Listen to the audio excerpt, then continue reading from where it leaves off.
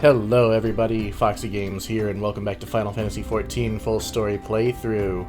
You know, just before I started recording this, and as I was flying over to the Waking Sands, I chanced to look up at the night sky, and I saw a shooting star. I didn't think that was something you could see in this game, and I'm sad I didn't catch it in my recording.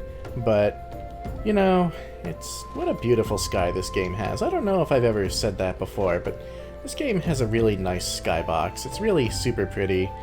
All the really prominent star signs are really, really obvious, but, you know, it's cool. And the beautiful moon. Alright.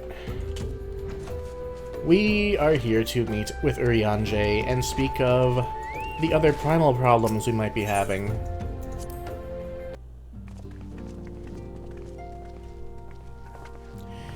We have heard the glad tidings from Ogomoro, my friends.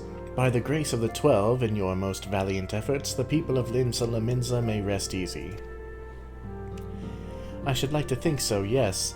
Though we failed to prevent the Lord of Crags from manifesting, we did succeed in weakening him, enabling our friend to dispatch him before the Warriors of Darkness could make matters worse. 'Twas by no means an unmitigated success, but it will have to suffice. Then let us speak of another matter, one which weigheth heavy on my lady's mind. As thou did request, I sought out the Garoon oracles, that we might better understand the aims of the Warriors of Darkness. Though their copious use of allegory defieth any single interpretation, the oracles paint a most disturbing picture, one of worlds parallel to our own, apart yet linked, reduced to ruin with every umbral calamity. 7 times have they succeeded, then of 10 and 3, only 6 worlds remain.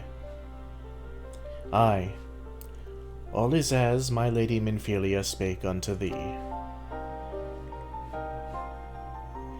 As for what becometh of these reflections when they and the source are rejoined, frail flesh undone in umbral fires, each soul surrendereth to her call, to flow unto the endless sea, there to endure as one and none. Then the Warriors of Darkness, if the Warriors of Darkness succeed, everyone in their world will die? In essence, aye. The verse speaketh of the renunciation of the flesh and subsequent return to the life stream. However, this fate may yet be preferable to the alternative, for if the first were to fall to transcendent light in the manner of the Warriors of Darkness described, it would give way unto a void wherein none may know either life or death. Far better to die, they reason, for in death there is life.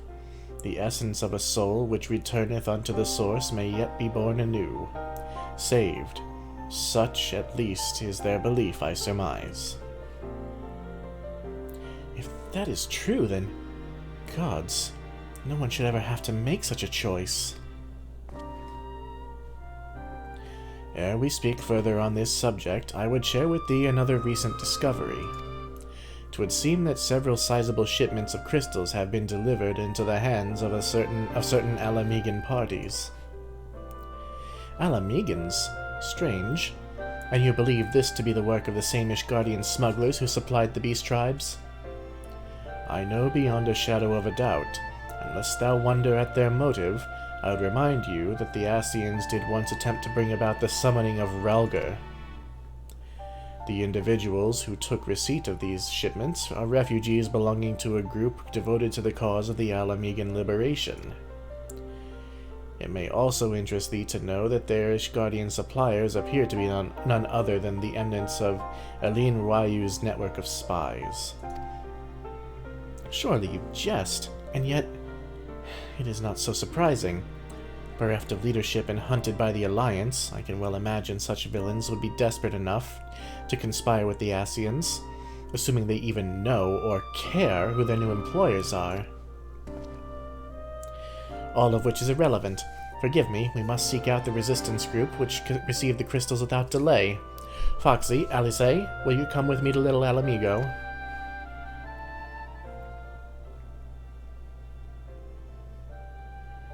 Yes, of course. I should like to hear what they have to say for themselves, firsthand. May you ever walk in the light of the crystal.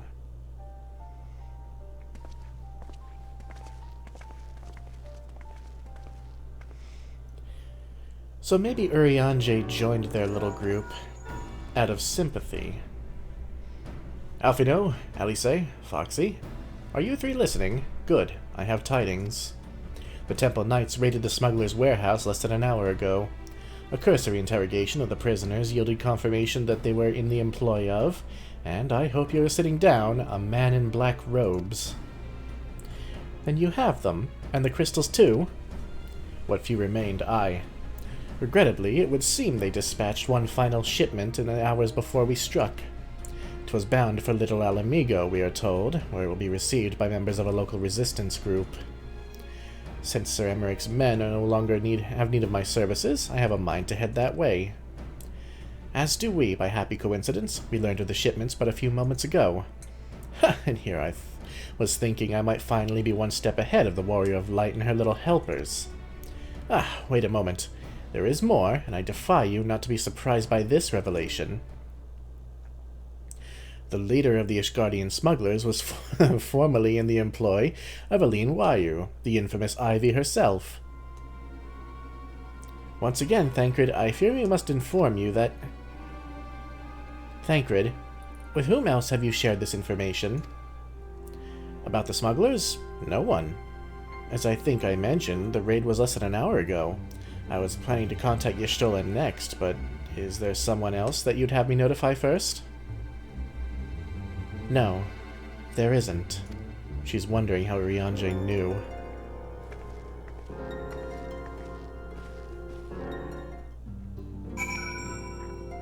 I mean, that should be suspicious to everybody, but... What in the world has gotten into her? It's twice now that we've sought Urianger's aid, and twice she's treated him as if he were a stranger.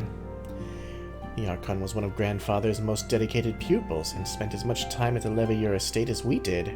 He's practically a member of the family. Truth be told, I struggled to recall a day from my childhood when I did not see the three of them laughing together. If this continues, I may have to raise the matter. Later, though, Little Alamigo awaits. It's been quite some time since we've been out that way. But we know of a couple other people familiar to us who've been in Alamigo recently. Or at least close to it.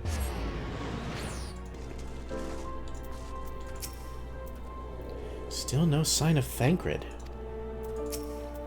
And we'll get to the bottom of this. Forgive me, It has been a long day. Did you have something to say? Urianger? Oh, I've always struggled to understand what's going on in his head. Now more than ever. Listen, Foxy. If anything should happen, it should be me who...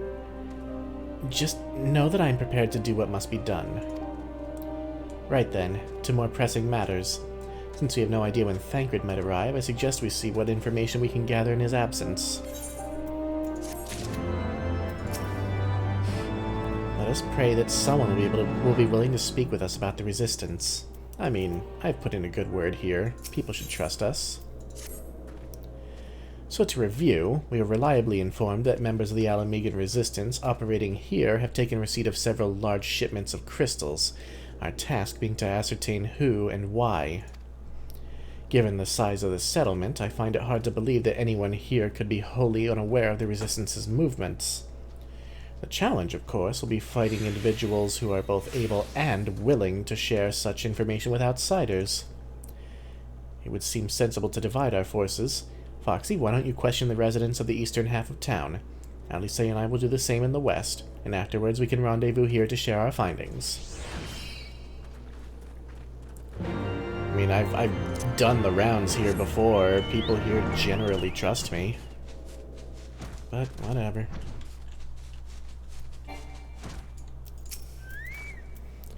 The Resistance? Damned if I know. It's not as if I'd be any use to them.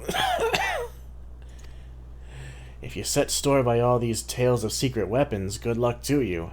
But I'm too old for the Mask's bedtime stories. This is our lot, and it's time we got used to it. So he's not interested in fighting.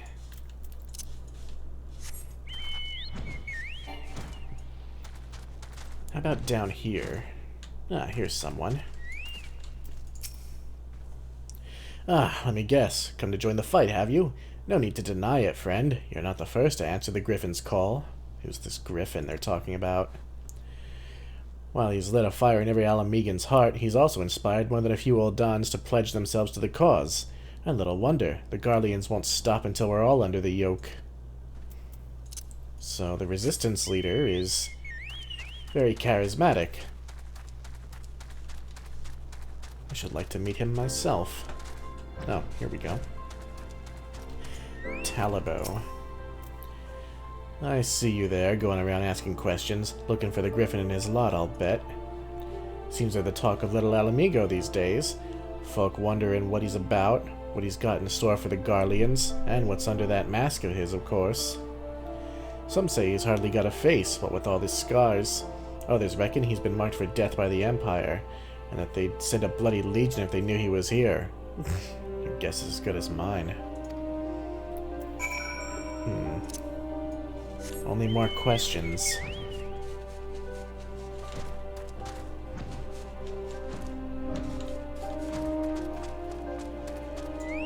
Still no Thancred. Well, that was easier than expected. There's not a soul here who isn't eager to talk about our masked friends. I suppose I should ask what you learned, but I think I already know. This Griffin seems to be the leader of a newly formed faction within the Resistance, the Masks. Yet despite their growing popularity, no one seems to know much about them, only that they're the most aggressively militant group to join the Resistance, to join the movement in recent memory. Indeed, many claim their commitment to the cause of Alamegan liberation is unrivaled. We can but hope their revolutionary fervor is never channeled in the direction of a primal. Though I feel confident that this is a group which received the crystal this is the group that received the crystal shipments. Yet we lack proof. Before taking any action, I would speak with the settlement's leader to confirm my suspicions, and mayhap enlist his help while I'm about it. Given that you and Gundabald are already acquainted, mayhap it would be best if you took the lead. Shall we? Somebody else we haven't spoken to in quite some time. If you recall, in A Realm Reborn, we came here to stop a bunch of militants from raiding the, what the hell are they called? The Amalja of their crystals to summon Rhalgr. And that's how we came upon Wilrid. Poor, poor Wilrid. To hear people speak of him, the Griffin sounds like a man in his middle years. But if that's the case, just what has he been playing at for the past 2 decades? If he's so devoted to the cause, why has he waited until now to do something about it? Unless, of course, he hasn't. Naught would please me more than to be wrong about all this. Much as it pleased me to see you again, Foxy, I cannot help but wonder if I should be worried. I hear you and yours have been asking questions. The Griffin? Aye, I know of him, as do we all. He and his masks have become a leading faction within the Resistance. Though there was suspicion at first, given his secretive ways, he quickly proved himself a charismatic and capable commander. Men are drawn to his passion and his vision, and they truly believe that he has what it takes to lead them to victory. Even I cannot help but admire the man for what he's accomplished, but I have not forgotten Wilrid. I was blind to the danger of his ambitions, and you were not.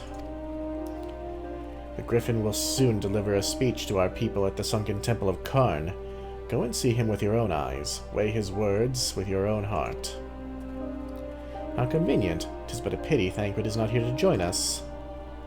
You two go on ahead. I shall stay behind and wait for him. Poor Wilrid. So promising.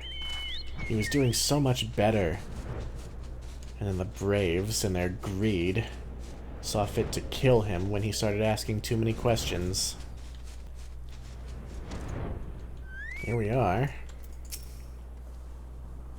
Has it begun already? I hear voices coming from within. Well, I guess we have cleared the place out.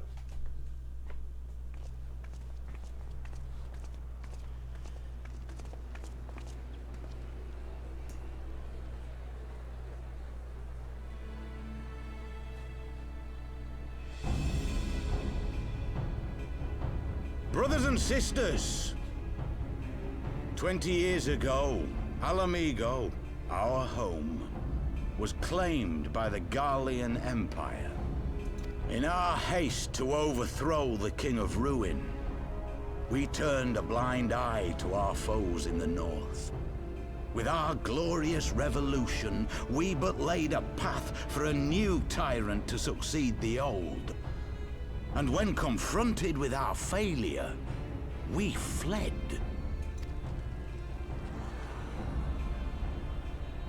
Not a day goes by that I do not think of those we left behind. Think of them and feel ashamed. And I know each and every one of you feels the same.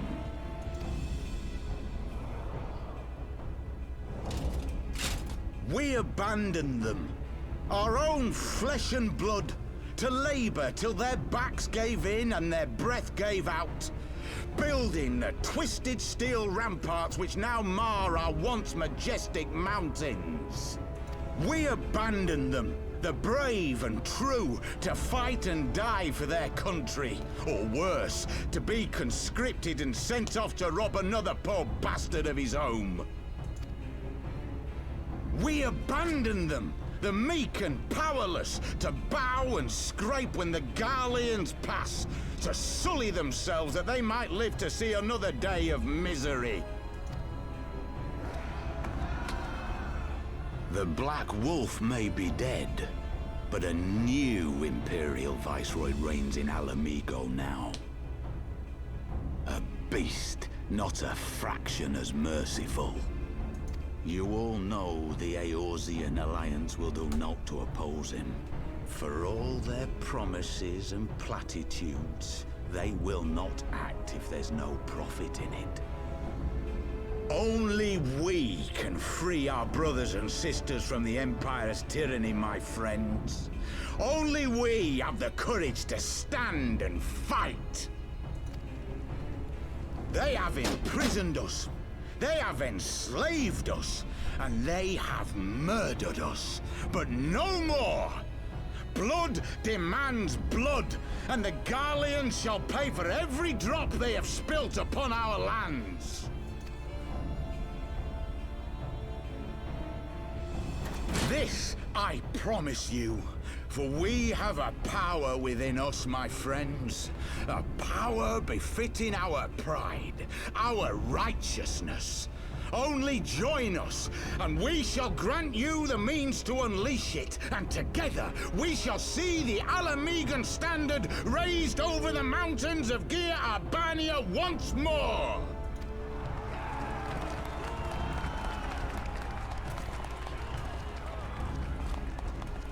A power befitting their pride.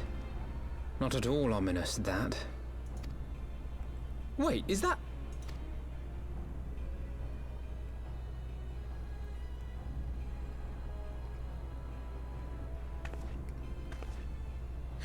What are you two doing here?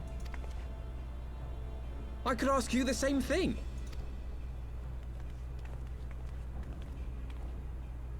Well, well, this is quite the surprise. If you see what I see, if you feel as I feel... Might I suggest we continue this conversation in more agreeable surroundings? For it is not strength of arms that will win this battle, but strength of heart.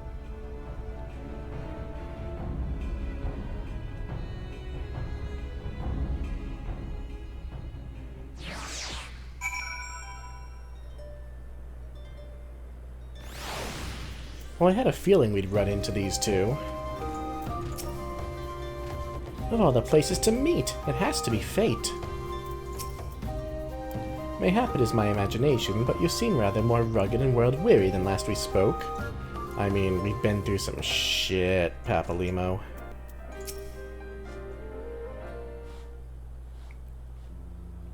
Words cannot express how glad I am to see you both alive and well. And you, though it was pretty obvious you and Foxy would be fine. The Crystal Braves never had a realistic chance of capturing any of the Scions, divided as they were and distrusted by the better part of Eorzea.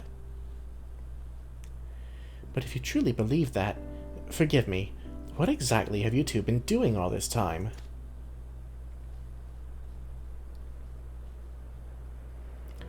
Repaying a favor. After the banquet, we had no choice but to flee Ul'dah, and we would not have been able to do so without the aid of some old friends from the Resistance. That's right. They smuggled us out of the city and sheltered us in Little Alamigo, all at great risk to themselves. Obviously, we couldn't let that go unacknowledged, so we offered to help them out with their operations for a while. When we learned of the Scion's exoneration, that Lolorito had severed all ties with the Crystal Braves and that General Raoban had been reinstated, we resolved to make contact. But having long since discarded our link pearls as a precautionary measure, our options were rather limited. To make matters more complicated, we were embroiled in a delicate operation at the time, leaving me with little choice but to entrust a letter to a courier. I gather from your puzzled expressions, however, that you never received it.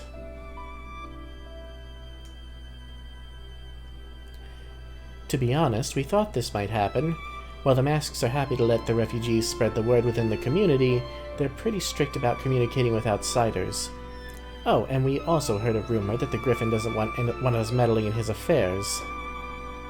The Griffin mistrusts the Scions of the Seventh Dawn. Curious. It is well known that we're no friends to Garlemald. One would think the man we saw beseeching all and sundry to join his cause would welcome our support. I should say that the man you saw was in fact not the Griffin, but an impersonator, and a talented rabble-rouser to boot. 'Twould not surprise me if he were responsible for the majority of these public appearances. As you may have gathered, the Griffin is an extremely cautious and distrusting man who has made every effort to conceal his identity. Even when we participated in a raid under his direct command, we were not permitted to approach him. It's hard to know what to make of it all. The secrecy, the impersonators, the masks. I mean, you always wear one. What? It's not as if I'm making all of you wear one, and mine only covers half my face. It's completely different. Anyway, when we heard the Griffin was due to give a speech, we thought it might be a good opportunity to get a better sense of the man behind the... to get a better sense of the man. For all the good it did.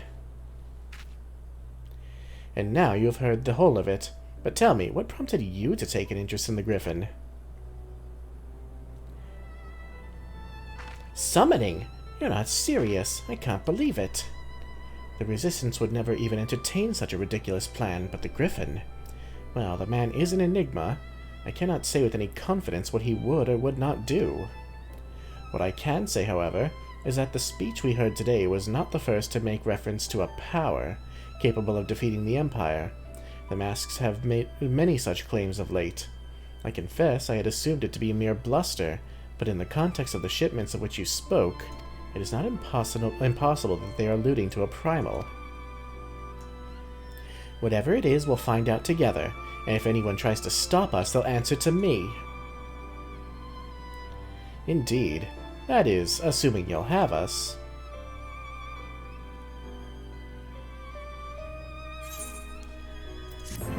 Welcome back to the Scions. Well, we have Ida and Papalimo back. And yes, it did turn from day to night, or sunny to cloudy, I guess, because it's only 12 p.m. and no, Eorzea time, it's about 6 p.m. I'm recording this the next day. Anyway, do you honestly think he's planning to liberate Alamigo with the help of a primal? I mean, could he really be that stupid? Of course he could. In retrospect, their tale is not so surprising. We had reason to believe that they had escaped with the aid of the Alamigan refugees, after all. Still, Totaro will be delighted to hear that we've been reunited, once we have attended to matters here, of course.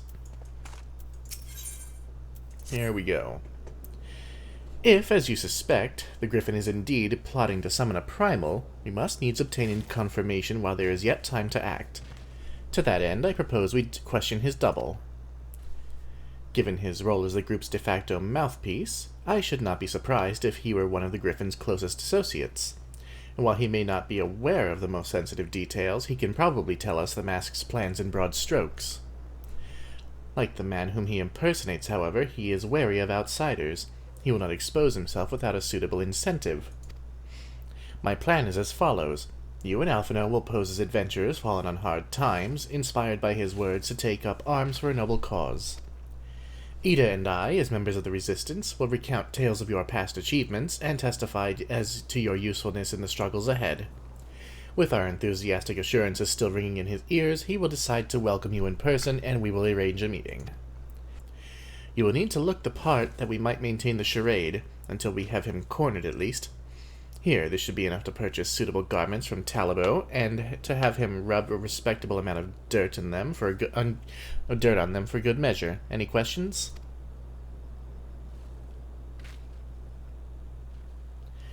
It all seems simple enough, thank you. And with that, Foxy, let us be off.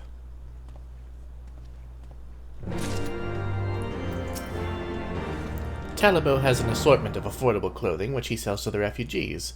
The sum in that sack should more than suffice, but if it and my name are not enough to secure his cooperation, pay him double. I shall see that you're recompensed. I mean, if he's selling people rags, it better be enough. Is this going to be another one of those quests where I don't get to wear my own armor? It better not be.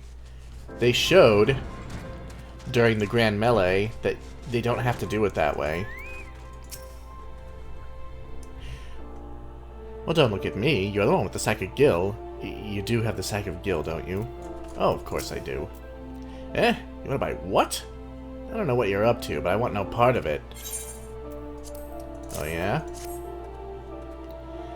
Well, you're the ones with the gil, and seeing as you're friends with Papalimo. There, tunic and slops for the both of you, tailored and treated to your tastes. Now off with you before someone sees us together. Clothes maketh the man, as they say. Right then, I'll go and change and see you at the spot Papalimo marked on our maps. I mean, I have purple hair. And people recognize my face because I'm the fucking Warrior of Light. Also, it's totally going to make us wear it. Did we learn nothing from the Grand Melee? Apparently not. We're back in this shit. Remember when we had to wear this shit with Thancred? Remember how long ago that was? Remember how we didn't have to do something like this in the Grand Melee? Those were good times, weren't they? Well, look at us, a pair of down-at-heel adventurers seeking a chance to recapture past glories. Yes, this should suffice. And now we play the waiting game.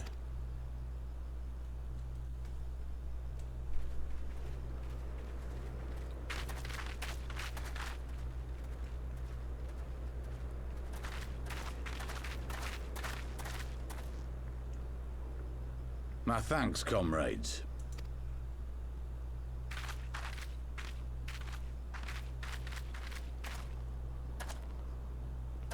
You must be the esteemed adventurers of whom I've heard so much. I understand you have taken an interest in our cause.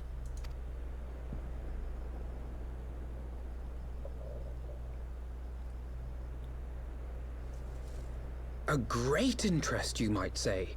Your words have certainly made quite an impression on my friend and I. The Resistance has long, and some would say wisely, avoided open engagements with the Garleans, but you and yours seem confident against the world in arms. I can only assume you have good reason to be so bold. Why, one might even think you are planning to summon a primal. Wow, how fucking subtle, Alphino. Because that would do much to explain the sizable shipment of crystals you recently received from your smuggler friends, whom our Ishgardian allies have since detained, lest you wonder.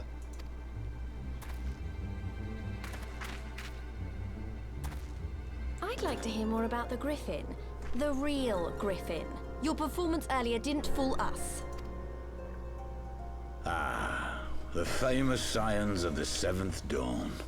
I should have known better than to think I could conceal the truth from you lot.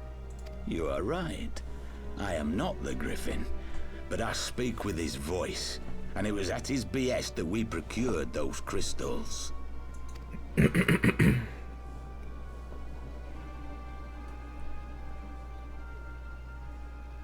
You are wrong, however, if you think that we procured them to summon a primal. We used them to reach an accord with the Amalja. In exchange for crystals to summon their god, they will aid us in the fight for Alamegan liberation. That's an even worse idea. You've got to be joking. Have you gone completely mad? When people find out you helped the Lizardmen summon Ifrit, they'll turn on the Resistance. Alamigo will never be free.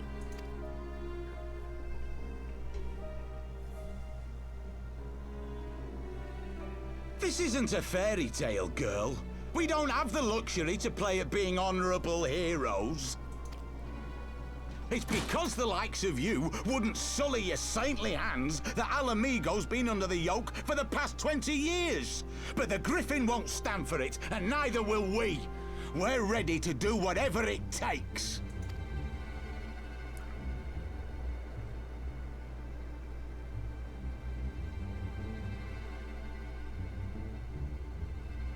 What proof do you have of this arrangement with the Amalja? What? Aside from a lack of crystals? None. But the beastmen have a great big pile of the things if you fancy looking. You might want to hurry, though. It'll not be long before they summon their god. Search our camp if you don't believe me. We have naught to hide.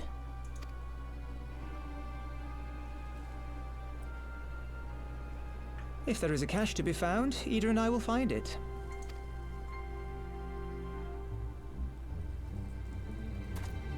Then let us be off. Are you perchance the Warrior of Light?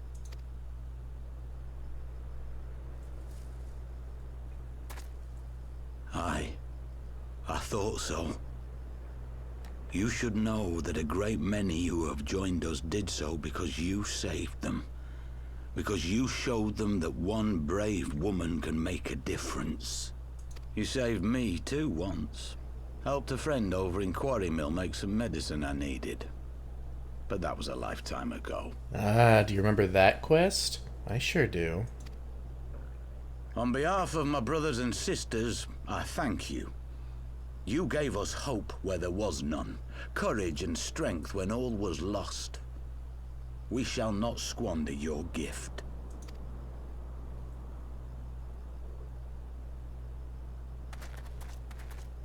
Gratitude. I know that look, Ida, and I do not like it. You cannot seriously be contemplating taking up arms with that band of cutthroats. I just...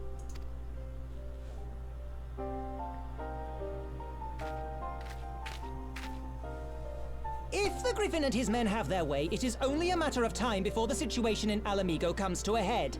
Your homeland's future teeters on a knife edge, and any reckless action, however small, could have irrevocable consequences. You mustn't lose sight of that, Ida. When the time comes, we must all make our choices, but we must do so in full possession of the facts. Now, let us away. There is work to be done.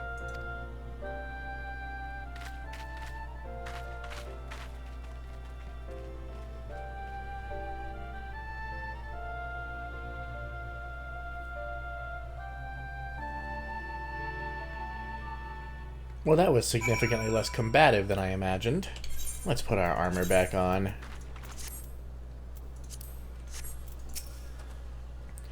Quarry Mill, he said. Do you remember? Forgive me, you cannot be expected to recall every name and face. And besides, it's not as if it matters. Well, I don't remember his name, but I do remember his face. I have long admired how you live in the present, how you focus on the problems at hand and always keep moving forward. So let us keep moving forward together, Foxy. We must find and secure those crystals. This is no time for looking back. That's true. We'll take the money.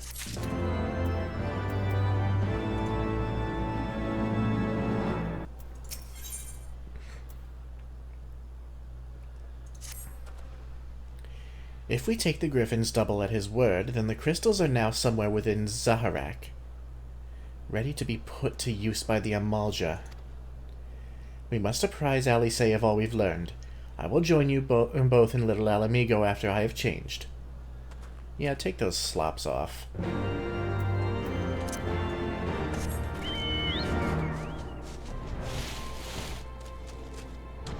Ah, Thancred's here. Kept you waiting, eh? My apologies. Ah, that's much better. Subterfuge was never my strong suit. Yeah, no shit, you just out and fucking confronted the guy, though it turned out better than expected. You were prepared for battle, then? Always.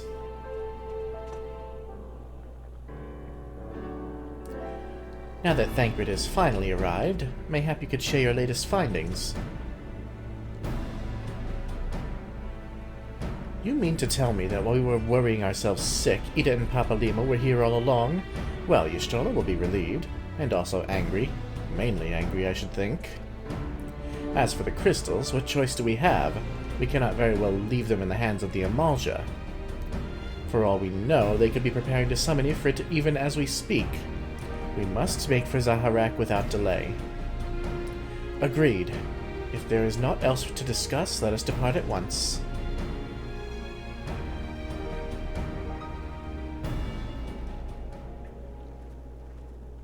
We're being spied on.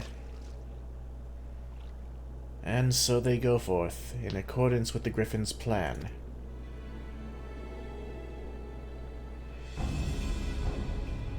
The players gather to assume their marks on a stage wreathed in flame. Ere long the curtain shall rise, and the drama of which I am author, gods forgive me, shall at last be performed. Naught else remaineth, save to stand at the ready and pray that the chance is seized, for never shall we know its like again. Oh, Urianger, what are you playing at? And yes, it's obvious it's Urianger. You heard his voice when they did a voice-acted cutscene, and it sounded exactly like him. He talks exactly like him. I'm not spoiling anything by saying that's Urianger, because if you don't realize it, I'm sorry, but you're dumb. You're not really dumb. All seems calm here. Is it possible we've been deceived? Oh boy. You'd think there'd be a more obvious signs that something was afoot. But if anything, the place seems quieter than I remember it. I have a bad feeling about this. I confess I expected a warmer greeting, but we must not jump to conclusions, not until we've braved the Bowl of Embers. We must be ready to engage the enemy at any moment. If you would make any final preparations, pray do so now. I shall await your signal. We're going to have some cutscenes. And a fight.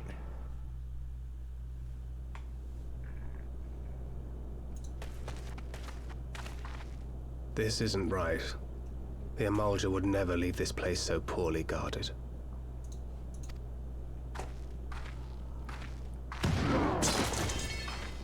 Not willingly, no.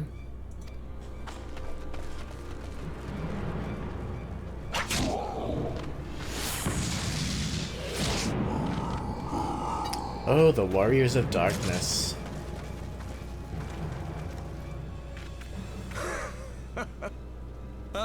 The saviors of Eorzea. Slow as ever.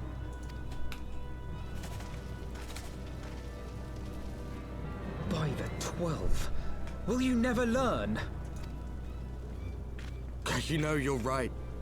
Mayhap it is time for a change of tack. Killing primals, tormenting beastmen, hastening the birth of a new god. It's all a bit much, isn't it?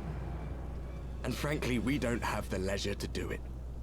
But killing the Warrior of Light, on the other hand, that would soon plunge Eorzea into chaos. One life for one world. A fair exchange! Wouldn't you agree?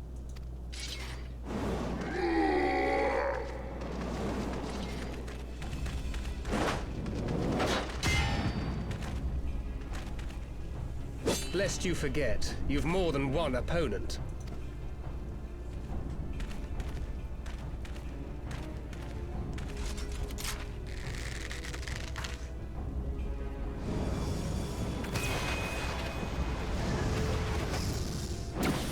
Carbuncle! Defend me!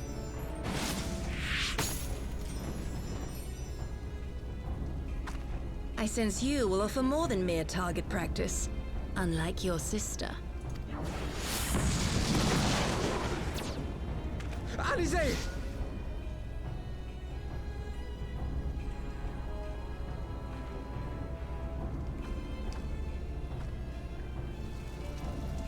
Did I not tell you, Alphino? I am not the girl I once was. My brother was always the clever one, while my talents lay elsewhere.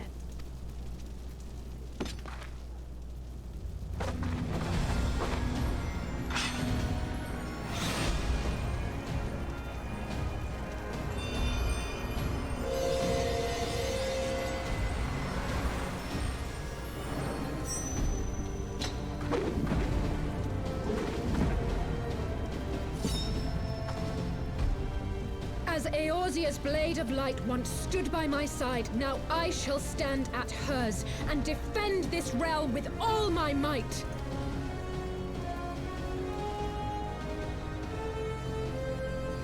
Let's finish this.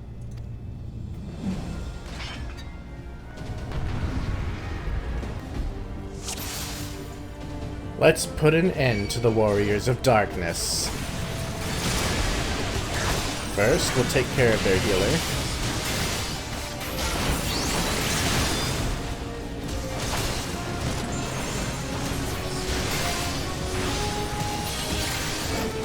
Then their tank. Well, one of them. Technically, the warrior is a tank. You shall fall soon enough.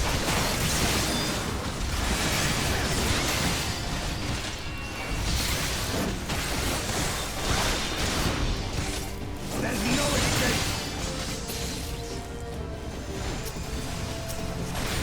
I suppose we'll take care of the ranger. Oh, they're calling upon the power of the echo, and they are raising again.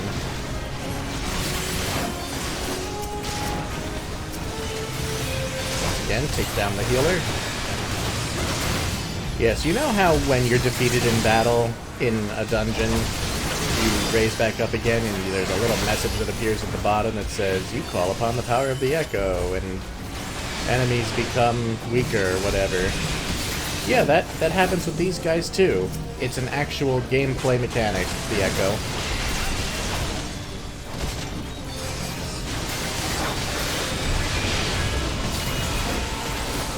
And they're back again.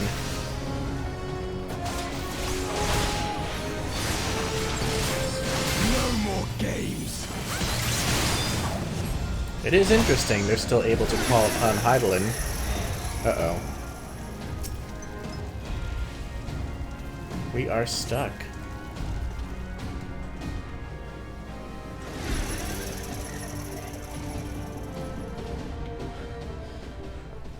It ends now.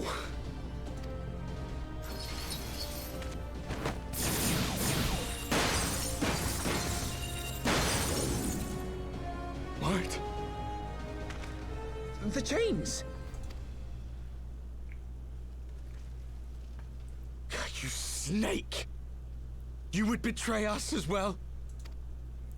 He that holdeth fast unto his convictions shall never count betrayal amongst his crimes, though all the world may call him villain. My path is unchanged, my creed sacrosanct. This I believe with all my heart. But say, warrior of darkness, and speak true, what dost thou believe? That rendering up the souls of thy world in service to the rejoining will grant it salvation? Nay. By the 12! Urianger!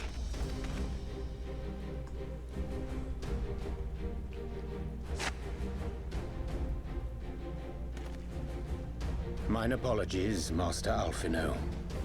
That the brightest light might shine, duty did compel me to walk in darkest shade.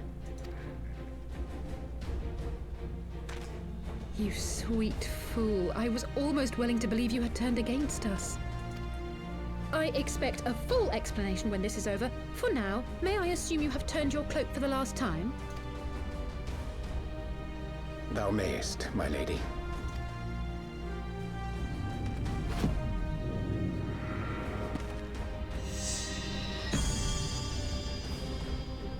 By thy leave. That was so dramatic. Even odds, then. No matter. We'll crush the lot of you in one fell swoop!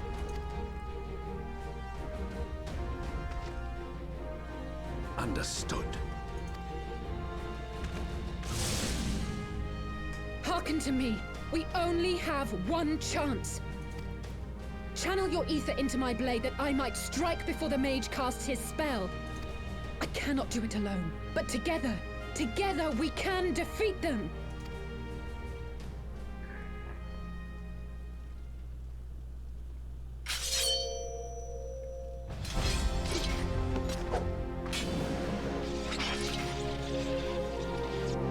Make ready! They come!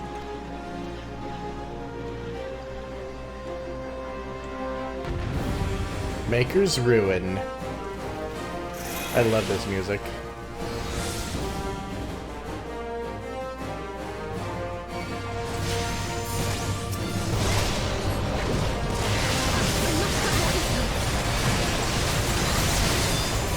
Alright.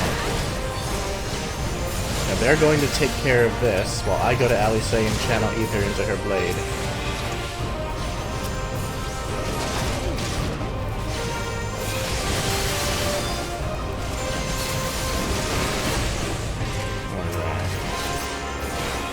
Alright, I need to stay still during this.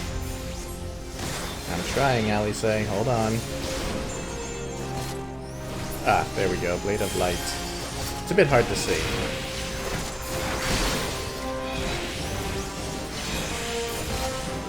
The ether! Oh, it's not enough!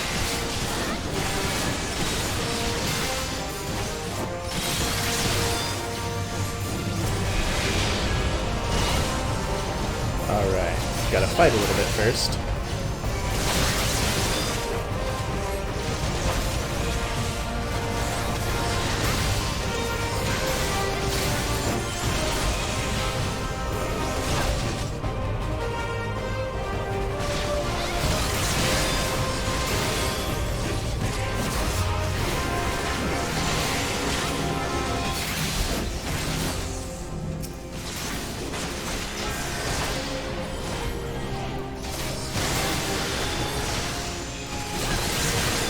Brianje's now giving her some ether.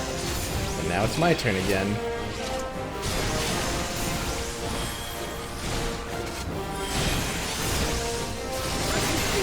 Just a little more!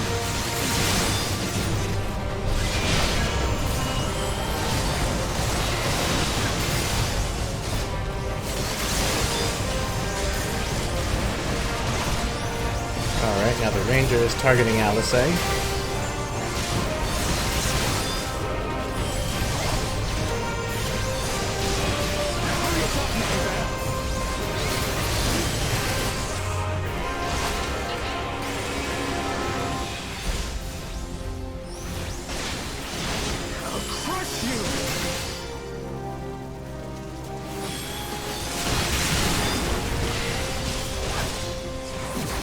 Basically just have to keep an eye out for that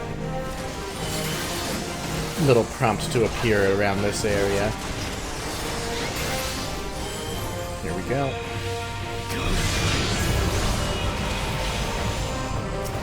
Ah, he interrupted me. Somebody take him. Okay, good.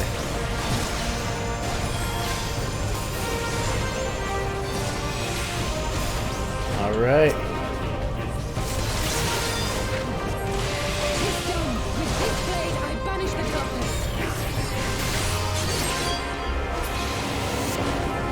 Oh shit. Not like this. Did you see that damage? 99,999.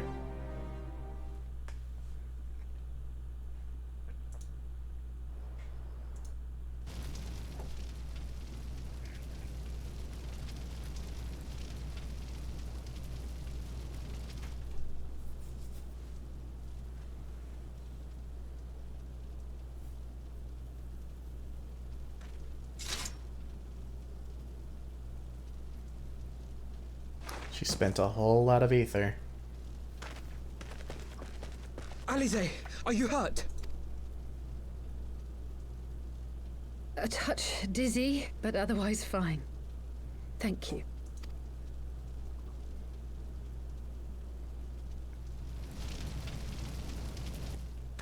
And there you have it. Our friend is too stubborn to die. We are far from finished.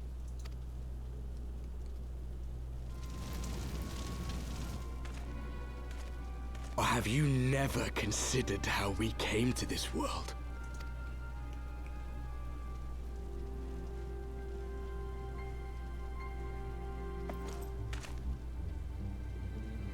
Crystals?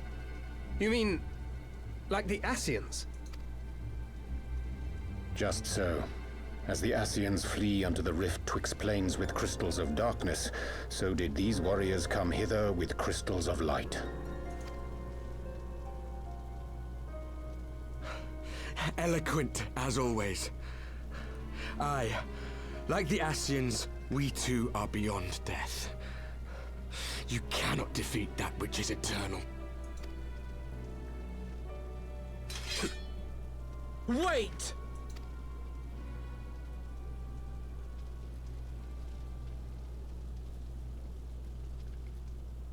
Such methods as the Ascians employ require the renunciation of the flesh. You would have had to...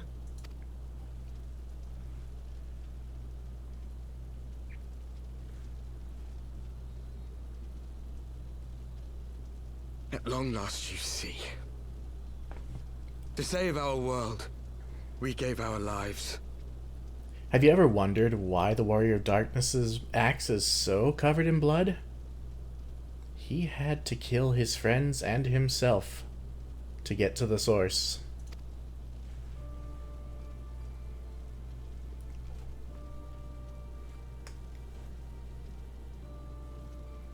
We were just adventurers trying to make our way. An odd job here, a favor there. We never aspired to be warriors of light. But word of our deeds spread. And soon people were calling us heroes. They placed their hopes and dreams on our shoulders and bid us fight for all that was good and right.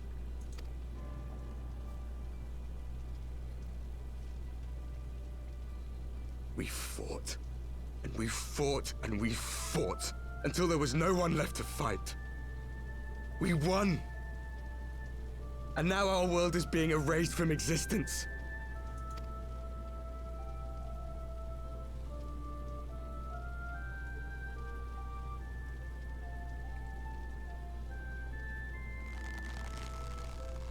We did everything right. Everything that was asked of us, and still it came to this. You of all people should understand.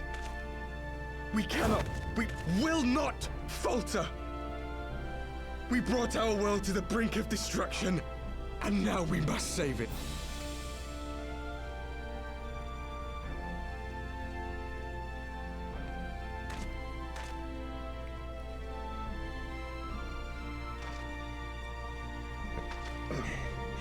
I've died before, Arbet. I'm not afraid to die again.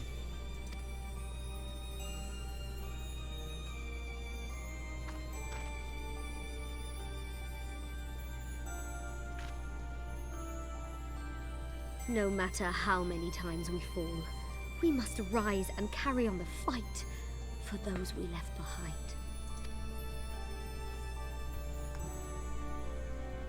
They're just like us. That's the most painful thing of all. They are just like us.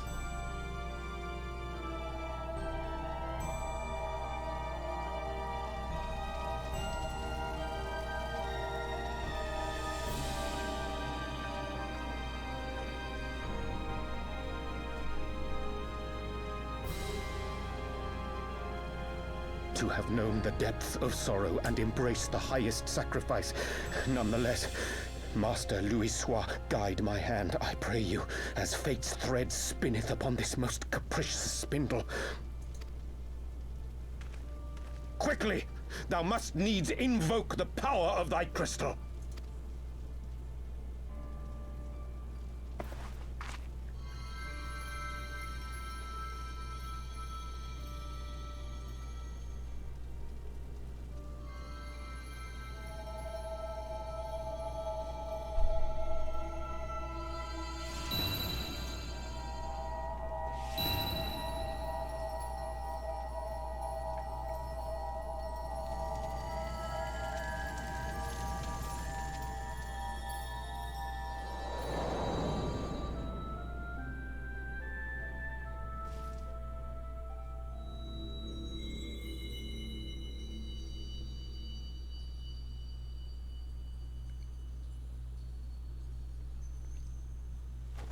What is this place? Such pain. Such sorrow. Oh, my dear children. It can't be. Mother Heidelin, hearken unto your children's plea. From two worlds do we gather, and from two worlds do we offer a bounty of light. In this desperate hour we do beseech your intercession. We beg an audience with the word of the Mother, with your chosen Minfilia.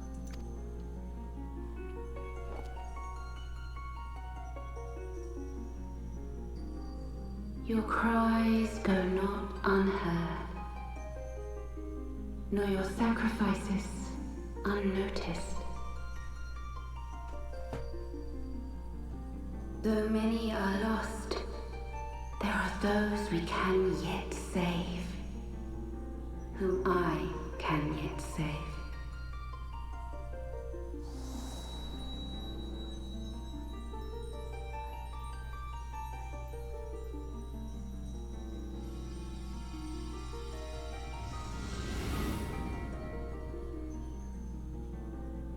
Minfilia.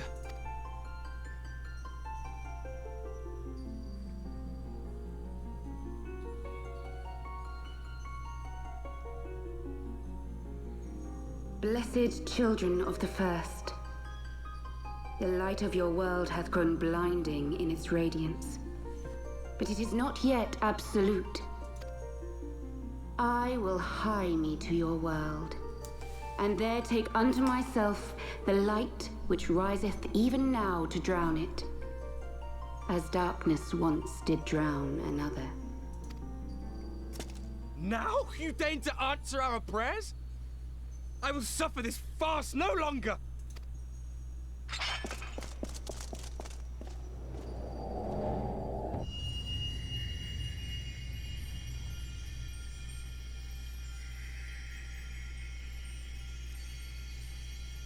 As the Ascians must serve as instruments of Zodiark's will, so too must others carry out the will of Heidelin.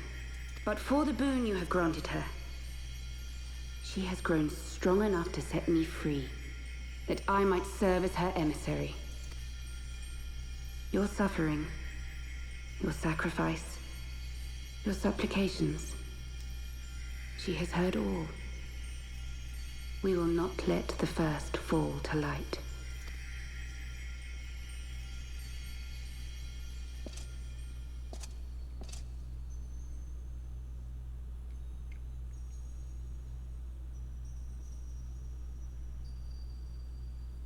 Thank you, Urianger, for bringing everyone here. It fills my heart with joy to look upon the faces of my friends once more. In taking you unto her bosom, I knew that Heidelin had bequeathed to you a sliver of her grace, granting you strength long sought. And in treating with the Ascians, I learnt of a star like unto our own, a doomed world of fallen heroes, in whom I glimpsed ourselves, the first. Full long did I search for a means to save this world, concluding at the last that the answer lay in the power of blessed crystals. And thus did I labor to set light against dark. Yet I knew from the beginning that this salvation would not come without sacrifice. For the instrument of the first's deliverance would of necessity be required to journey thither, there to remain, mayhap forever. You orchestrated all of this, not to save her, but to send her away! One life for one world. Such was the bargain, and you the coin, though it were not mine to spend.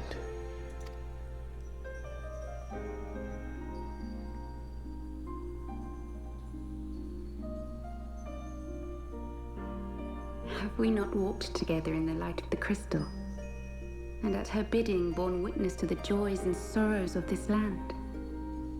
Each and every one of you knows my heart. If this be the price I must pay, I pay it gladly. You would go alone then? My dearest Thancred, you who have ever watched over me, I am truly grateful for all you have done on my behalf, as would my father be. Your kindness, your compassion, your love. These are your gifts to me, and our gifts to them, forming a bond which transcends time and space.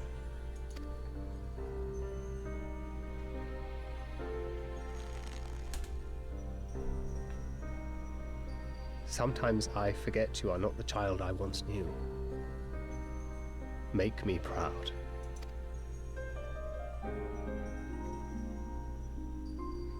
Long have I watched you from Hydalin's side, watched as you nurtured and kept safe the light of the dawn.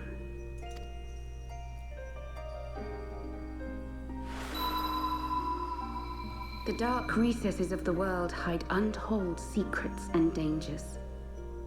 Thus do I entrust to you, Tubsimati. I pray you, keep to the path that you may never have need of it.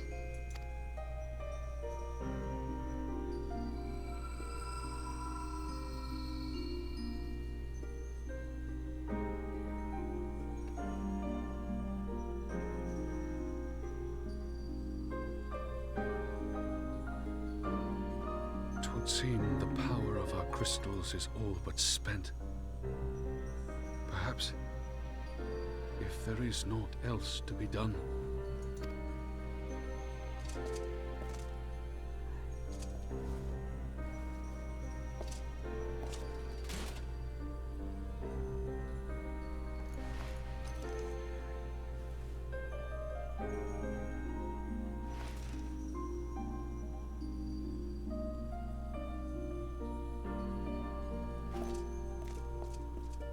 Hear me, servant of Hydaelyn.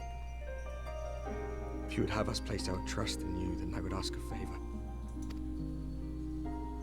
Take us with you. Take us home.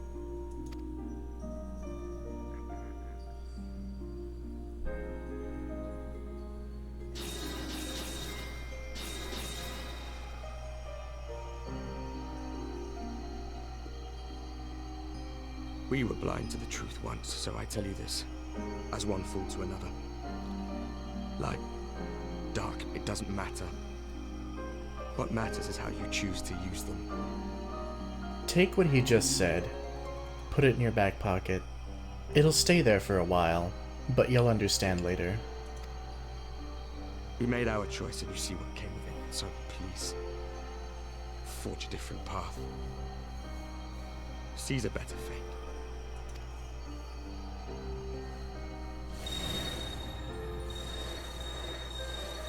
They were good people after all.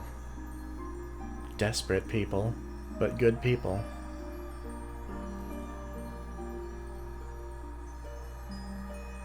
It is a strange feeling. So many times have I watched you depart, my heart filled with worry.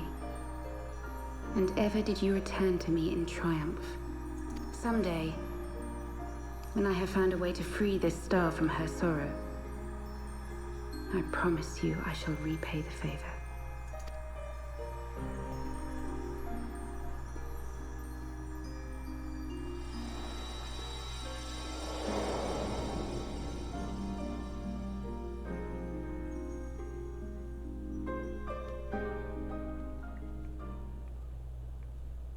Oh, Flamine.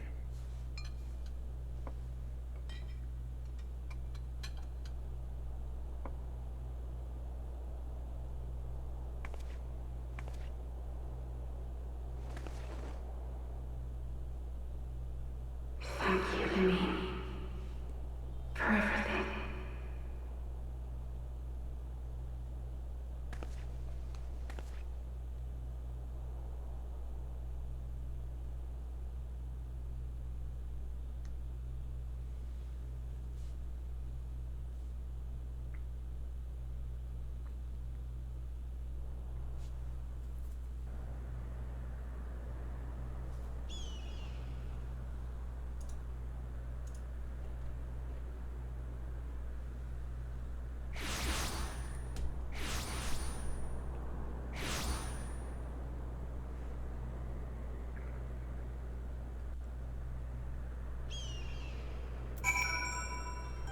That's it then.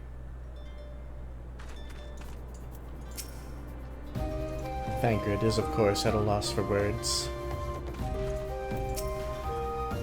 Speak thy mind. I do not expect thy forgiveness. Well, you do have it.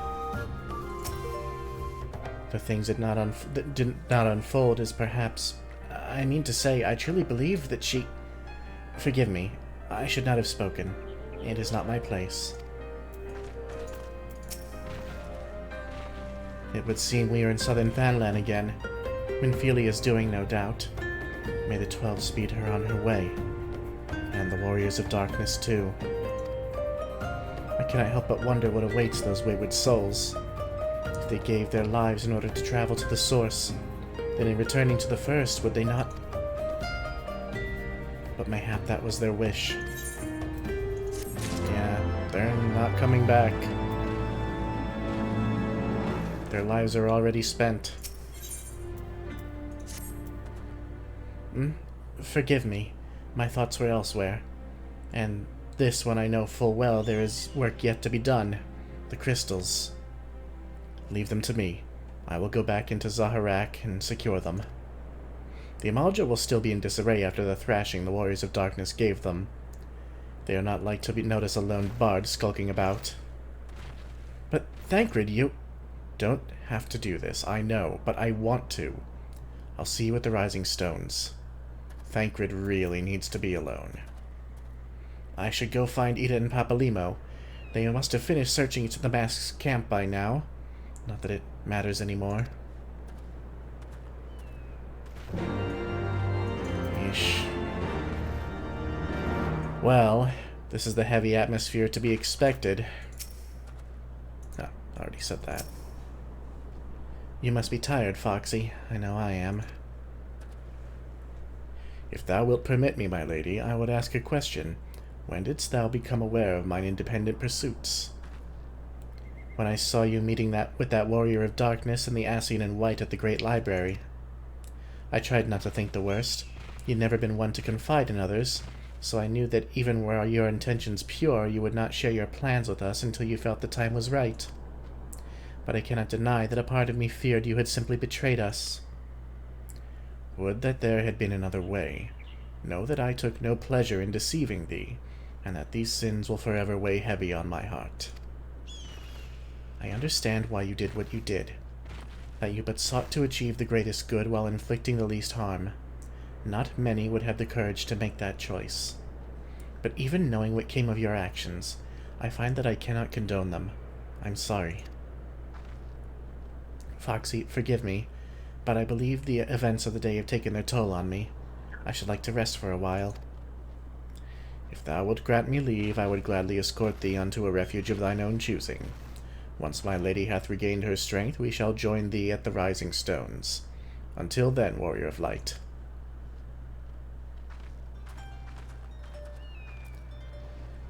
Well, Urianger, it wasn't an easy choice, but it was the right one.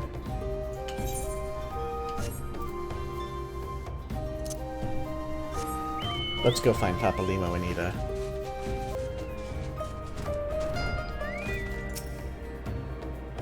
Ah, there you are. We finished our search, in case you were wondering. I have yet to tell them what happened in Zaharak, and I thought it best to do so together. Good idea.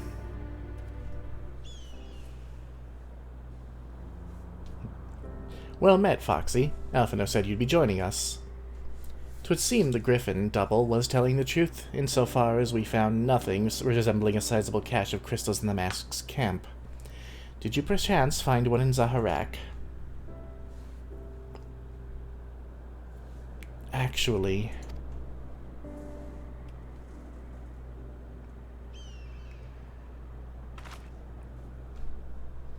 I don't believe it. The crystals, Minfilia, all of it. It's just... I don't know what it is. I sympathize, Ida. Even now, I struggle to comprehend that which I saw.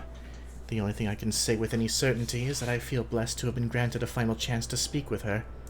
'Twas bittersweet, aye, but also affirming. Alphino, I believe it is past time Ida and I rejoined the Scions. We've been away for too long.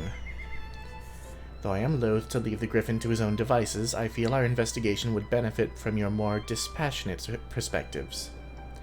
And I hope that we might in turn offer our own opinions on the many challenges that you have faced in our absence. God, it's been absolutely ages, hasn't it? I can't wait to hear about everybody's adventures. We should be glad to recount them, and Tataru's tales may well surprise you.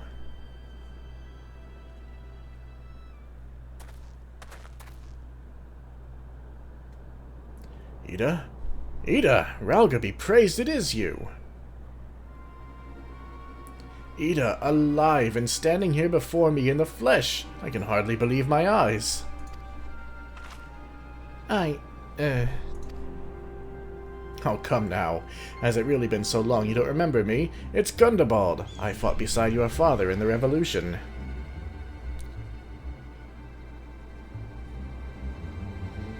Do not think... Oh, god damn it, this stuff popping up. Do not think less of her, friends. It's been 20 years since the occupation sent us our separate ways. But the Resistance were always welcome in Little Alamigo. They gave us hope, and young Ida most of all. Aye, Ida here was always full of fire, ever the first to volunteer for a mission. Until the day she up and vanished, that is. There were rumors, and we feared the worst, but here you are, alive and well, and looking nary a day older. Well, what can I say? I'm sorry for running off like that and making you all worry. It's a long story, but you see, I got involved with my friends here, the Scions. Oh, sorry, we were still the Circle of Knowing back then, right? Anyway, I wanted to come back and tell you, but it was all very secretive stuff at the time, and as you can see, I'm completely fine. I know we've got a lot to talk about, and we will, but right now I've got to hurry back to our headquarters. My friends are expecting me.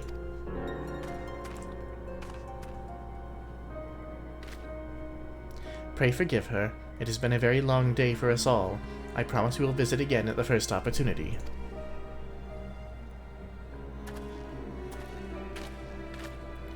Let us return to the Rising Stones.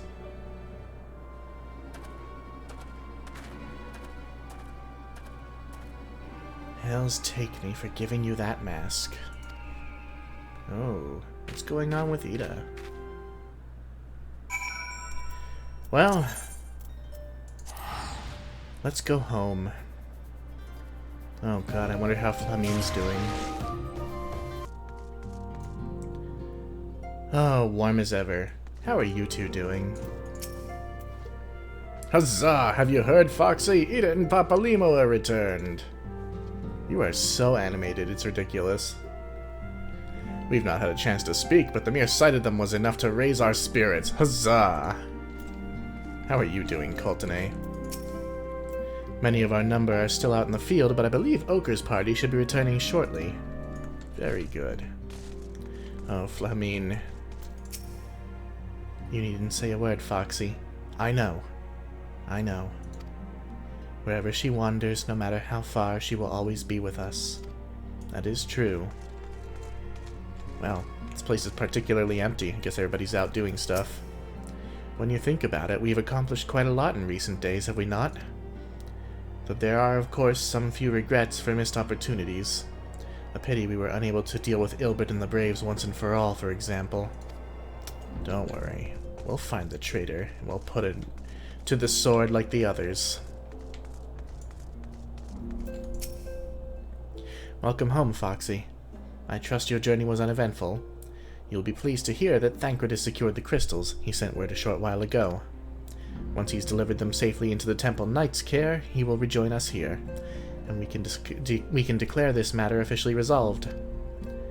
While awaiting your arrival, I took the opportunity to contact Y'shtola and Kryl and briefed them of all that occurred. I also requested that they return to the Rising Stones at their earliest convenience. Now that our lost friends have been found, it would seem meet to discuss the future. That's true. We're all together for the first time in ages.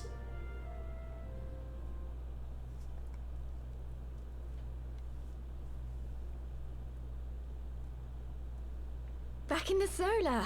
It's been too long since we were all together like this. Not since after Moonbreeder. Much has changed since then. We ourselves, most of all.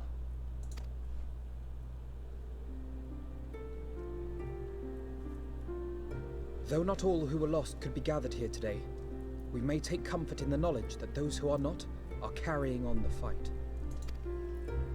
While I am grateful to our friends in the north for their hospitality, it isn't half good to be back. But, as Papalima rightly said, much has changed since we last stood here. The Scions of the Seventh Dawn are not as they once were, nor should we be. Our travels in the north brought us into contact with a host of fine and generous people, and their selfless deeds serve to show me that it is not lofty causes that should inform our actions, but our hearts.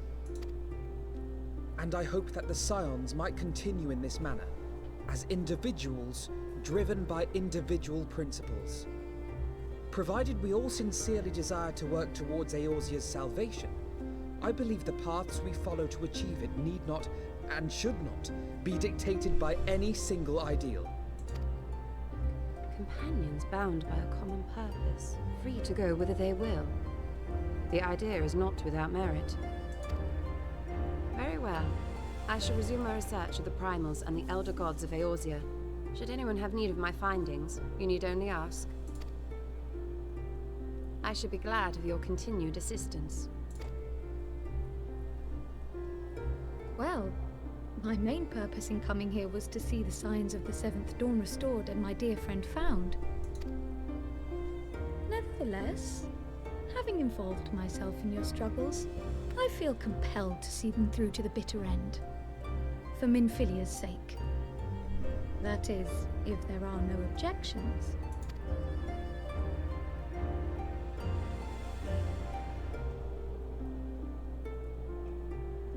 You will always be welcome here, Kryl.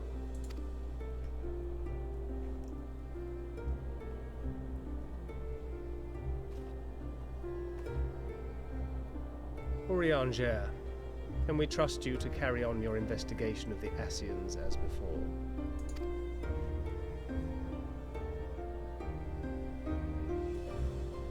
Regardless of mine own desires, I am undeserving of your trust, having so villainously deceived you all.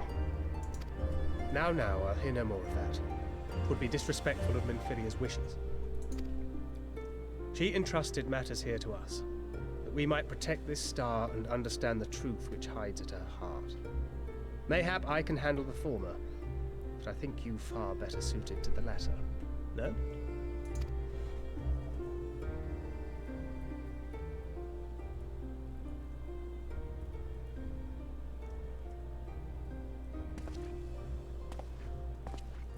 Very well. Then out of love for my Lady Minfilia and Moonbreeder both, This shall be my solemn charge. Papalimo and I should probably return to Thanalan to keep an eye on the Resistance.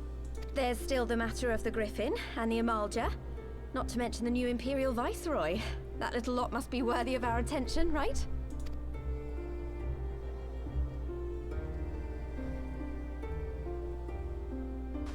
And what will you do, Alize? You know I have no great love for organizations and formalities.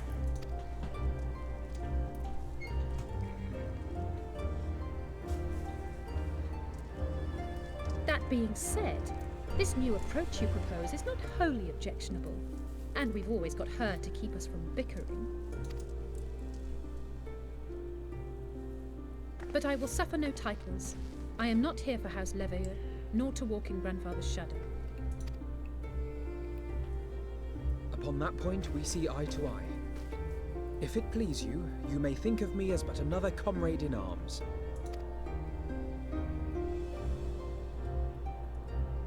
Well then, Alfie, I for my part shall see to the paperwork and the finances with my characteristic aplomb. I would not have it any other way, Tataru. And we mustn't forget you. What now for the Warrior of Light?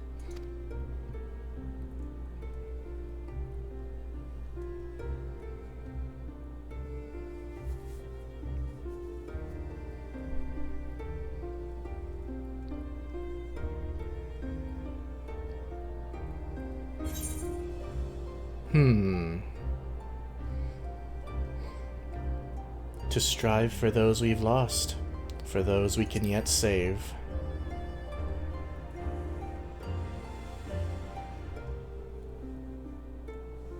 Indeed. The path behind us was fraught with hardship, and the path before us will be no less unforgiving. But a new dawn shall break over the realm, and I see before me the faces of those who will deliver it.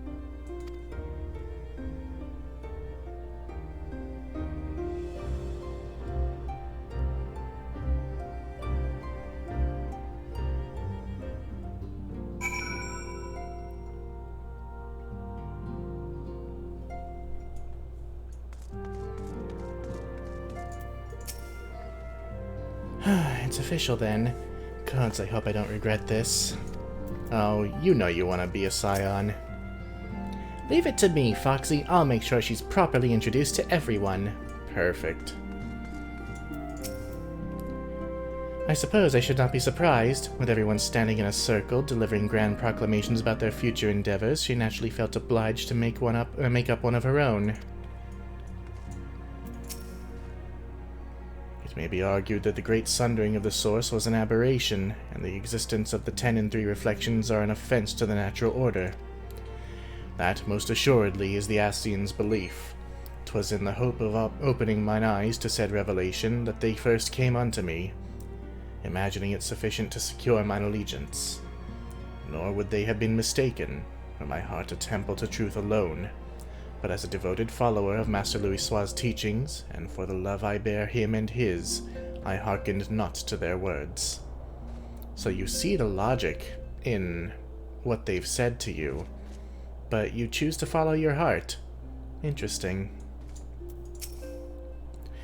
I have Sir Emmerich's assurances that the Temple Knights will henceforth keep a close eye on the Ashgardian crystal trade.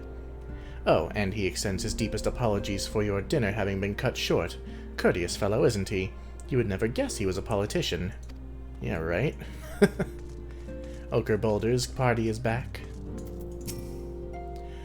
All these little mistakes are beginning to add up, Aenor. You must try harder to remain focused. I'm doing my best, Ochre, I am. I just can't seem to clear my mind. I keep thinking about you, and your brother, and me. Oh, jeez. Trouble in paradise, eh? You're enjoying watching this way too much. Do you have anything new to say? Nope. Flamine, do you have anything new to say? Nope. Let's talk to Ida then. Same as it ever was. Deep in thought, I see. It would seem that I'm a scion, then. Some derive comfort from such titles, but I cannot say I feel any different from before. Well, mayhap a twinge of pride. Oh, you're adorable, Kryl. As agreed, we shall spend the coming moons conducting our own independent research. Should you have need of our services, however, you are of course welcome to seek us out. Alright, let's talk to Alphino. Look at them, Foxy. The Scions of the Seventh Dawn. Look how far we've come. The people we've met, the moments we've shared, the losses we've suffered, the tragedies we've overcome, all of it has made us who we are today. Where we go from here and what the future holds, only the 12 know. But I know that we will find it out together. Indeed.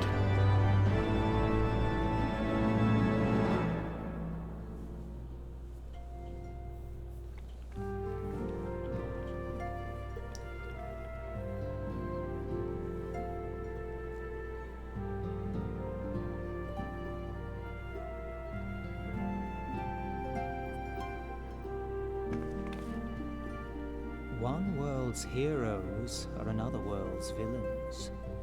One world's loss, another world's gain. Where men go as one, there is life. And where there is life,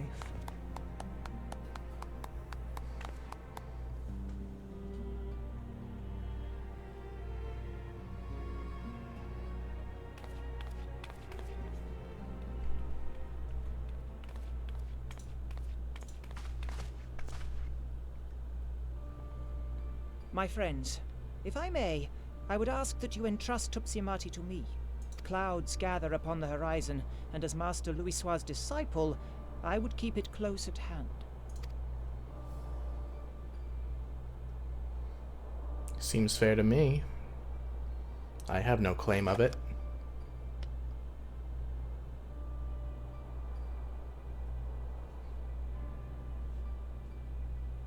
Thank you. I shall guard it well.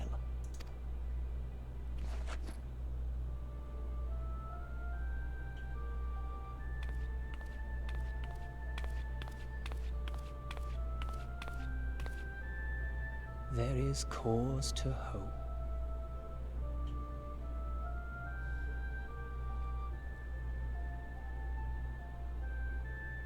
For every ending, every parting, marks a new beginning.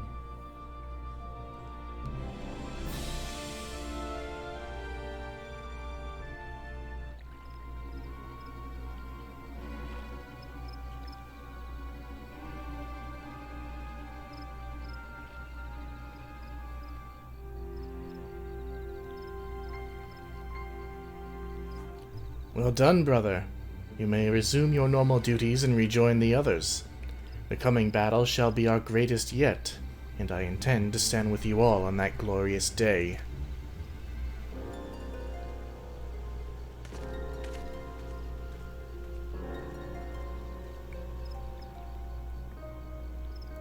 True believers are so readily led.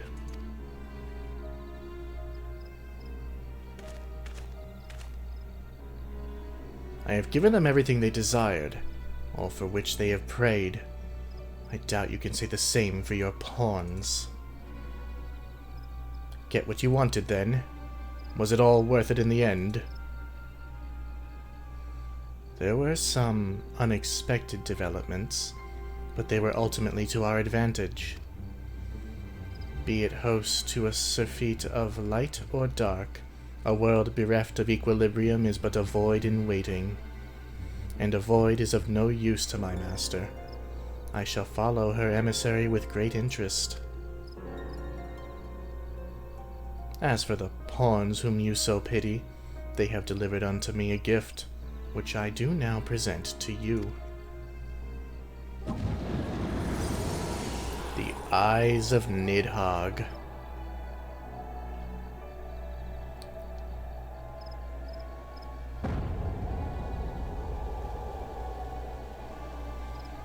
The Eyes of Nidhogg. Many were the candidates considered, but by your deeds you have proven yourself the most deserving.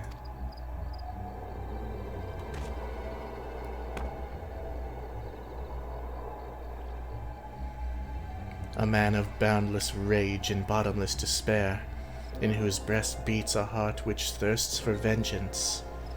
Only you are fit to wield these eyes, for weal or for woe.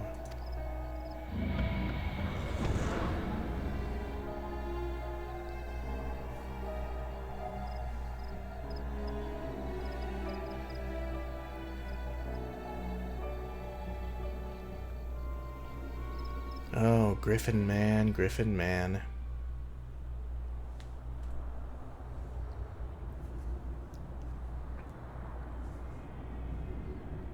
The Cartano Flats.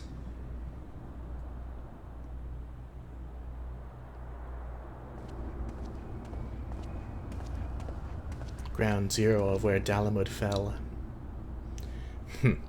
So it was here all along.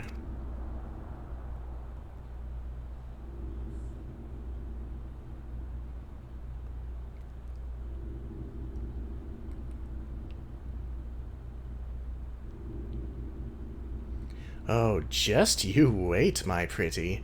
You and I are going to have so much fun.